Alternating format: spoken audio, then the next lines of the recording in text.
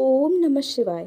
आप सभी पर भोलेनाथ की कृपा सदा बनी रहे। आप सुनेंगे सोमवार की व्रत कथा, साथ में सुनेंगे भगवान शिव की बहुत ही दुर्लभ और पौराणिक मोक्षदायिनी कथा भी।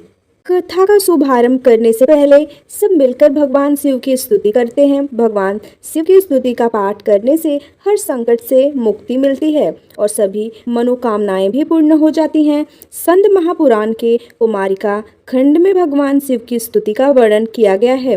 अगर आप भी भोलेनाथ की कृपा प्राप्त करना चाहते हैं तो चलिए आपको सुनाते हैं भगवान शिव की स्तुति हिंदी में। संत जी बोले, सब प्रकार के रोग शोक से रहित हैं, उन कल्याण स्वरूप भगवान शिव को नमस्कार है। जो सबके भीतर मन रूप से निवास करते हैं, उन भगवान शिव को नमस्कार है। संपूर्ण देवताओं से पूजित भगवान शंकर को नमस्कार है। भक्त जनों पर निरंतर कृपा करने वाले आप भगवान महेश्वर को नमस्कार है। सबकी उत्पत्ति के कारण भगवान भव को नमस्कार है। भगवान आप भव के उद्भव संसार के सृष्टा हैं, आपको नमस्कार है। कामदेव का विध्वंस करने वाले आपको नमस्कार है। आप गुण भाव से महान व्रत का पालन करने वाले हैं, आपको नमस्कार है। आप माया रूपी गहन वन के आश्रय हैं अथवा सबको आश्रय देने वाला आपका स्वरूप योग माया समावृत होने के कारण दुर्बोध है, आपको नमस्कार है। प्रलय काल में जगत का संहार करने वाले सर्व नामधारी आपको नमस्कार है। शिवरूप आपको नमस्कार है। आप पुरातन सिद्ध रूप हैं, आपको नमस्कार है। काल रूप आपको नमस्कार है। आप सबकी कलना करने वाले होने के कारण काल नाम से प्रसिद्ध हैं, आपको नमस्कार है। आप काल की कला का अतिक्रमण करके उससे बहुत दूर रहते हैं, आपको नमस्कार है। आप स्वाभाविक ऐश्वर्य से संपन्न हैं, आपको नमस्कार है। आप अप्रमेय महिमा वाले वृषभ तथा महासमृद्धि से संपन्न हैं, आपको नमस्कार है। आप सबको शरण देने वाले हैं, आपको नमस्कार है। आप ही निर्गुण ब्रह्म हैं, आपको नमस्कार है। आपके अनुगामी सेवक भयानक गुण संपन्न हैं, आपको नमस्कार है। नाना भुवनों पर अधिकार रखने वाले आपको नमस्कार है। भक्तों को मनोवांछित फल प्रदान करने वाले आपको नमस्कार है। भगवान आप ही कर्मों का फल देने वाले हैं, आपको नमस्कार है। आप ही सबका धारण पोषण करने वाले धाता तथा उत्तम करता है, आपको सर्वदा नमस्कार है। आपके अनंत रूप हैं, आपका कोप सबके लिए असह्य है, आपको सदैव नमस्कार है। आपके स्वरूप का नाम कोई माप नहीं हो सकता, आपको नमस्कार है। वृषभेंद्र को अपना वाहन बनाने वाले आप भगवान महेश्वर को नमस्कार है। आप सुप्रसिद्ध महौषध रूप हैं, आपको नमस्कार है। समस्त व्याधियों का विनाश करने वाले आपको नमस्कार है। आप चराचर स्वरूप सबको विचार तवन निर्णयात्मिका शक्ति देने वाले कुमारनाथ के नाम से प्रसिद्ध तथा परम कल्याण स्वरूप हैं, आपको नमस्कार है। प्रभु आप मेरे स्वामी हैं, संपूर्ण भूतों के ईश्वर एवं महेश्वर हैं। आप ही समस्त भोगों के अधिपति हैं। वाणी बल और बुद्धि के अधिपति भी आप ही हैं। आप ही क्रोध और मोह पर शासन करने वाले हैं। पर और अपर के स्वामी भी आप ही हैं। सबकी हृदय गुहा में निवास करने वाले परमेश्वर तथा मुक्ति के अधीश्वर भी आप ही हैं, आपको नमस्कार है। शिव जी ने कहा, जो लोग सायंकाल और प्रातःकाल पूर्ण भक्ति पूर्वक तुम्हारे द्वारा की हुई इस स्तुति से मेरा स्वतः करेंगे, उनको जो फल प्राप्त होगा उसका वर्णन करता हूँ, सुनो। उन्हें कोई रोग नहीं होगा, दरिद्रता भी नहीं होगी तथा प्रियजनों से कभी वियोग भी नहीं होगा। वे इस संसार में दुर्लभ भोगों का उपभोग करके मेरे परम धाम को प्राप्त करेंगे। इस प्रकार से श्री स्कंद महापुराण के कुमारिका खंड में शिव स्तुति संपूर्ण हुई। पौराणिक कथा के अनुसार अमरावती नगर में एक धनी व्यापारी रहा करता था। दूर दूर तक उसका व्यापार फैला हुआ था। नगर में उस व्यापारी का सभी लोग बहुत मान सम्मान करते थे। इतना सब कुछ होने पर भी वह व्यापारी मन से बहुत दुखी था, क्योंकि उस व्यापारी का कोई पुत्र जो नहीं था। दिन दिन रात उसे बस एक ही चिंता सताती रहती थी कि उसकी मृत्यु के बाद उसके इतने बड़े व्यापार और धन संपत्ति को कौन संभालेगा। पुत्र प्राप्ति की इच्छा से वह व्यापारी हर सोमवार भगवान शिव की व्रत और पूजा किया करता था। सायंकाल को वह व्यापारी शिव मंदिर में जाकर भगवान शिव के सामने घी का दीपक भी जलाता था। उस व्यापारी की भक्ति देखकर एक दिन देवी पार्वती ने भगवान शिव से कहा, हे प्रभु, यह व्यापारी आपका सच्चा भक्त है। इतने दिनों से यह सोमवार का व्रत और पूजा नियमित कर रहा है। भगवान, आप इस व्यापारी की मनोकामना अवश्य पूर्ण करें। तब भगवान शिव ने मुस्कुराते हुए कहा, हे पार्वती, इस संसार में सबको उसके कर्म के अनुसार फल की प्राप्ति होती है। प्राणी जैसा कर्म करते हैं उन्हें वैसा ही फल मिलता है।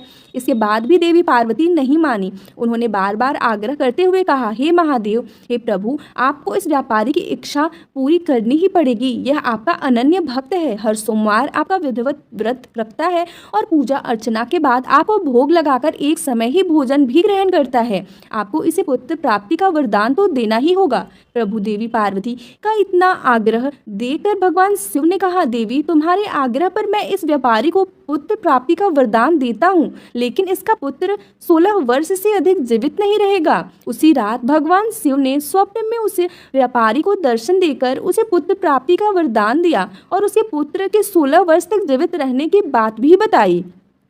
भगवान के वरदान से उस व्यापारी को खुशी तो हुई, लेकिन अल्पायु की चिंता ने उस खुशी को नष्ट कर दिया। व्यापारी अब भी पहले की तरह सोमवार का विधिवत व्रत करता रहा। कुछ महीने पश्चात उसके घर में एक बहुत ही सुंदर पुत्र उत्पन्न हुआ। पुत्र जन्म से व्यापारी के घर में खुशियां भर गईं। बहुत धूमधाम से पुत्र जन्म का समारोह मनाया गया। व्यापारी को पुत्र जन्म की अधिक खुशी नहीं हुई, क्योंकि उसे पुत्र की अल्प आयु के रहस्य का पता था, लेकिन यह रहस्य घर में किसी और को मालूम नहीं था। विद्वान ब्राह्मणों ने उस पुत्र का नाम अमर रखा। जब अमर 12 वर्ष का हुआ तो शिक्षा के लिए उसे वाराणसी भेजने का निश्चय किया गया। व्यापारी ने अमर के मामा दीपचंद को बुलाया और कहा कि अमर को शिक्षा प्राप्त करने के लिए वाराणसी छोड़कर आओ। अमर अब अपने मामा के साथ शिक्षा प्राप्त करने के लिए चल दिया। रास्ते में जहाँ भी अमर और दीपचंद रात्रि विश्राम के लिए ठहरते, वहीं यज्ञ करते और ब्राह्मणों को भोजन कराते थे। लंबी यात्रा के बाद अमर और दीपचंद एक नगर में पहुंचे। उस नगर के राजा की कन्या के विवाह की खुशी में पूरे नगर को सजाया गया था।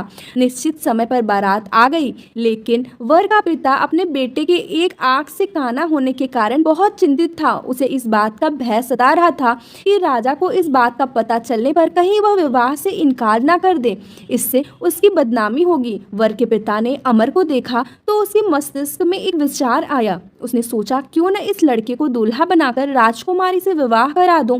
विवाह के बाद इसको धन देकर विदा कर दूंगा और राजकुमारी को अपने नगर में ले जाऊंगा।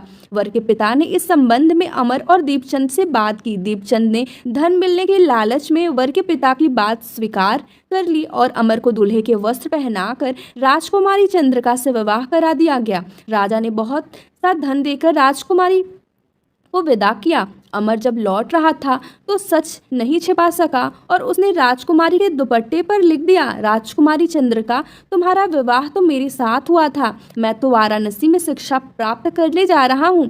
अब तुम्हें जिस नवयुवक की पत्नी बनना पड़ेगा वह काना है। वो जब राजकुमारी ने अपने दुपट्टे पर लिखा हुआ पढ़ा तो उसने काने लड़के के साथ जाने से इनकार कर दिया। राजा ने सब बातें जानकर राजकुमारी को महल में रख लिया।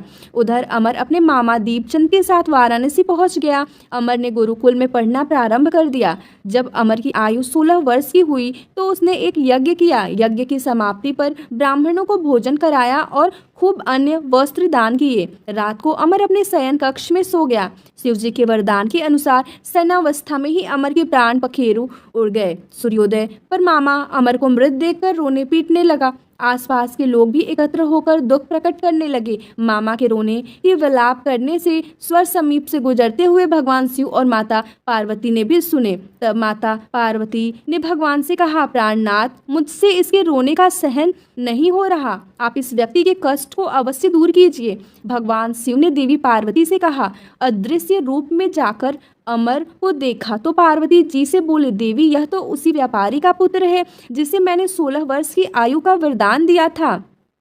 आज इसकी आयु तो पूरी हो गई। देवी पार्वती ने फिर भगवान शिव से निवेदन किया, हे प्राणनाथ, आप इस लड़के को जीवित कर दीजिए, नहीं तो इस लड़के के माता पिता पुत्र की मृत्यु के कारण रो रो कर अपने प्राणों को त्याग कर देंगे। इस लड़के का पिता तो आपका परम भक्त है, वर्षों से सोमवार का व्रत करते हुए आपको भोग लगा रहा है।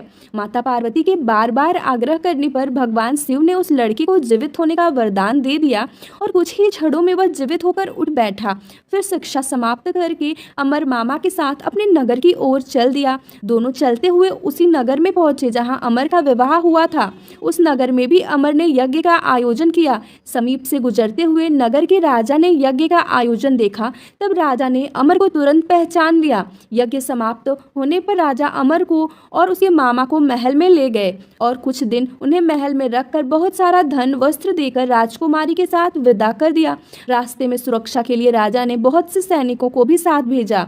दीपसी नगर में पहुंचते ही एक दूत को घर भेजकर अपने आने की सूचना भेजी। अपने बेटे अमर के जीवित वापस लौटने की सूचना से व्यापारी बहुत प्रसन्न हुआ। व्यापारी ने अपनी पत्नी के साथ स्वयं को एक कमरे में बंद कर रखा था। भूखे प्यासे रहकर व्यापारी और उसकी पत्नी बेटे की प्रतीक्षा कर रहे थे। उन्होंने प्रतिज्ञा कर रखी थी कि यदि उन्हें अपने बेटे की मृत्यु का समाचार मिला तो वे दोनों भी अपने प्राण त्याग देंगे। व्यापारी अपनी पत्नी और मित्रों के साथ नगर के द्वार पर पहुंच गया। अपने बेटे के विवाह का समाचार सुनकर पुत्रवधू राजकुमारी चंद्रकला को देखकर उसकी खुशी का ठिकाना नहीं रहा। उसी रात भगवान शिव ने व्यापारी के स्वप्न में आकर कहा, हे सृष्टि, मैंने सोमवार के व्रत करने और व्रत कथा सुनने से प्रसन्न होकर तेरे पुत्र को लंबी आयु प्रदान की है। यह सुनकर व्यापारी बहुत प्रसन्न हुआ। सोमवार का व्रत करने से व्यापारी के घर में खुशियां लौट आई। शास्त्रों में लिखा है कि जो स्त्री पुरुष सोमवार का विधिवत व्रत करते और व्रत कथा सुनते हैं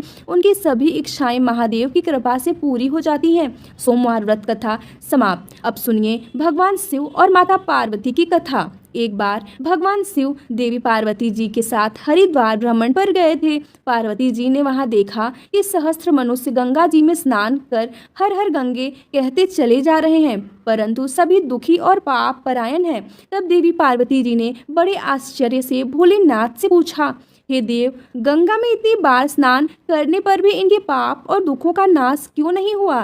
क्या अपवित्र गंगा जी में लोगों के पापों का नाश करने की शक्ति नहीं रही? तब भगवान शिव देवी पार्वती से कहने लगे, प्रिय, गंगा में तो आज भी वही शक्ति है, परंतु इन लोगों ने पाप नाशनी गंगा में स्नान ही नहीं किया है, तब भला इन्हें लाभ कैसे होगा? देवी पार्वती ने यह सुनकर बड़ा आश्चर्य किया। फिर पूछा, प्रभु, स्नान कैसे नहीं किया? मैं तो देख रही हूँ कि सभी तो गंगा में स्नान करके आ रहे हैं और अभी तक तो इनके शरीर भी गीले हैं। तब भगवान शिव ने कहा कि देवी, यह तो केवल जल में डुबकी लगाकर आ रहे हैं। मैं तुम्हें इनका रहस्य कल समझाऊं। अगले दिन बड़े जोर की बरसात होने लगी। सारी गलियां कीचड़ से भर गई। एक चौड़े रास्ते में गहरा गड्ढा था, उसके चारों ओर कीचड़ ही कीचड़ भरा हुआ था। भगवान शिव ने अपनी माया से एक वृद्ध रूप धारण कर लिया और एक दिन विवश की तरह गड्ढे में जाकर ऐसे पड़ गए मानो कोई मनुष्य चलता हुआ गड्ढे में गिर पड़ा हो और निकलने का प्रयास करने पर भी निकल नहीं पा रहा हो।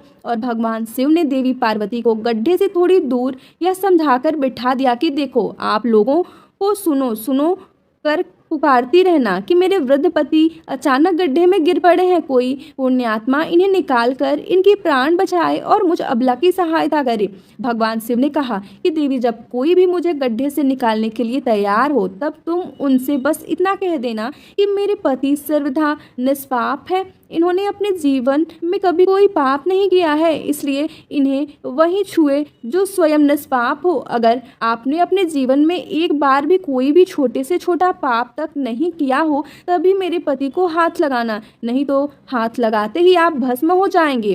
तथास्तु कहकर देवी पार्वती जी गड्ढे के किनारे बैठ गई और फिर आने जाने वाले लोगों को भगवान शिव की सिखाई हुई बात कहने लगी। उधर गंगा जी में नहाकर लोगों के समूह आ रहे थे। एक सुंदर युवती को यूं दलदल के पास बैठी देखकर कई लोगों के मन में पाप आ गया। कुछ लोग लज्जा के डर से डरे तो कुछ लोगों को धर्म का भय हुआ। होगा। कुछ लोगों को कानून से डर लगा तो कुछ लोगों ने तो पार्वती जी को यह भी सुना दिया कि मरने दे उस बुढ़े को, अरे क्यों उसके लिए रो रही है। आगे और कुछ दयालु सच्चरित्र पुरुष भी थे। उन्होंने करुणा करके युवती के पति को निकालना चाहा, लेकिन जैसे ही उन्होंने उस वृद्ध को वहां से हटाना चाहा, तभी देवी पार्वती के वचन सुनकर वे भी रुक गए कि जो निष्पाप हो केवल वही उन्हें छुए, नहीं तो वे भस्म हो जाएंगे। उन्होंने सोचा कि हम तो गंगा में नहाकर आए हैं तो क्या हुआ, पापी तो हैं ही, कहीं हाथ न जल जाए। और इस प्रकार उन वृद्ध को निकालने के कारण कहीं इस स्त्री के कहे अनुसार हम खुद भस्म ना हो जाएं। इस तरह सोचकर किसी की हिम्मत नहीं हुई कि वे उस वृद्ध को दलदल से बाहर निकाल पाए। सैकड़ों लोग आए और पूछकर चले गए। सुबह से शाम हो चली तब भगवान शिव ने देवी पार्वती से कहा, देखो आया कोई सच्चे हृदय से गंगा जी में नहाने वाला। तभी कुछ देर बाद एक जवान हाथ में लोटा लिए हर हर गंगे कहता हुआ वहां से निकला। देवी पार्वती ने उससे भी वही बात कही। उस नव युवक का हृदय करुणा से भर आया। उसने भगवान शिव को उस गड्ढे से निकालने की तैयारी की। तभी देवी पार्वती ने उसे रोका और कहा कि भाई, अगर तुम पूरी तरह से निष्पाप हो तभी मेरे पति को छूना, क्योंकि अगर तुमने जरा भी पाप किया होगा तो मेरे पति को छूने से तुम भस्म हो जाओगे। लेकिन उस नव युवक ने बिना कोई संकोच के दृढ़ निश्चय के साथ माता पार्वती से कहा, माते, मेरे निष्पाप होने में तुम्हें संदेह क्यों होगा?